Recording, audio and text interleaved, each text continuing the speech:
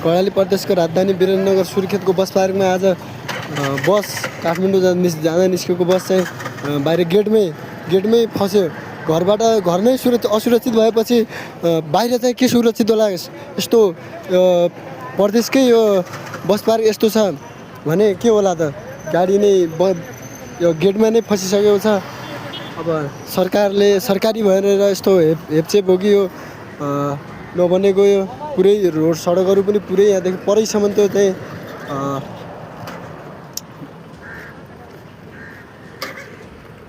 JCB आएको छ निकाल्नको लागि। जेसिबीले निकाल्न आइरहेको छ।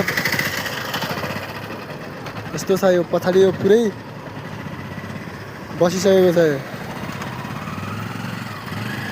हेर्न सक्नुहुन्छ। तपाईँ के भन्न चाहनुहुन्छ यसको बारेमा? आज यस्तो नराम्रो भइरहेको छ यहाँ।